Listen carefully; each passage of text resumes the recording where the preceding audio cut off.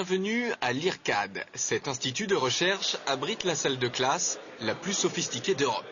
Imaginez 17 tables d'opération, des millions d'euros de matériel, le tout au service de formation chirurgicale de pointe. Aujourd'hui, nous apprenons à explorer un poignet sous arthroscopie. Et pour cela, on introduit une microcaméra à l'intérieur de l'articulation. Les élèves s'entraînent sur des cadavres, car aucun membre animal n'a exactement les caractéristiques d'un poignet humain.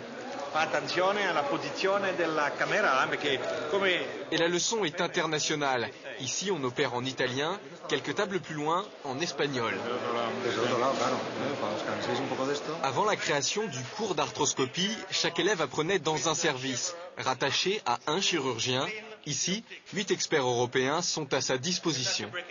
Là, c'est la première fois qu'il y a un enseignement organisé à une grande échelle qui permettra à des jeunes chirurgiens de se former aux techniques d'arthroscopie du poignet. Nous avons enseigné à plus de 130 personnes de 25 nationalités différentes des 5 continents, puisque nous avons eu des Chinois, des Malais, des Indiens. Je m'appelle Marcela, je suis venue du Brésil et de São Paulo. Je suis venue en France pour faire cette formation, parce que les formations ici, elle est très bonne, parce qu'on peut travailler avec des cadavres. On leur donne effectivement un diplôme qui peut les aider dans l'obtention vis-à-vis de leur université ou vis-à-vis de leur hôpital, de l'obtention du matériel, parce que c'est un matériel coûteux. Donc il faut justifier de ces investissements, et le fait d'avoir participé à ces cours les aide à obtenir les financements pour le matériel. Longtemps cantonnée au diagnostic, l'arthroscopie du poignet s'est largement développée ces dernières années, car désormais, elle permet de réduire une fracture ou de réparer un ligament, des gestes que les chirurgiens peuvent apprendre à Strasbourg. Là, on fait rentrer en bonne position notre shaver, notre fraise motorisée.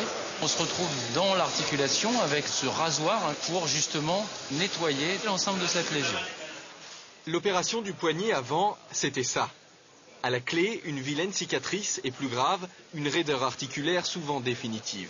Avec l'arthroscopie, la raideur disparaît et de nouvelles interventions sont possibles. L'exemple le plus typique, c'est la déchirure d'un petit ligament, qui est un ligament qui est situé ici, qui s'appelle le ligament triangulaire. Et c'est un ligament que s'abîment beaucoup les sportifs, les tennisman, les golfeurs, les escrimeurs en particulier. Les opérer avant ouvrir, c'était impossible parce qu'on entraînait des dégâts très importants. Maintenant, par arthroscopie, on arrive à aller voir les lésions et les suturer. Des formations de ce type, il y en a chaque semaine à Strasbourg. L'IRCAD est un centre de référence pour les nouvelles technologies chirurgicales. Cette année, on a formé plus de 3400 chirurgiens qui viennent de plus de 35 pays différents. C'est donc actuellement devenu la référence en formation en chirurgie mini-invasive. Pour atteindre ce niveau d'excellence, l'IRCAD s'est appuyé dès l'origine sur des financements industriels privés. Aujourd'hui, le modèle commence à faire des petits. Dans quelques mois, un deuxième IRCAD verra le jour à Taïwan.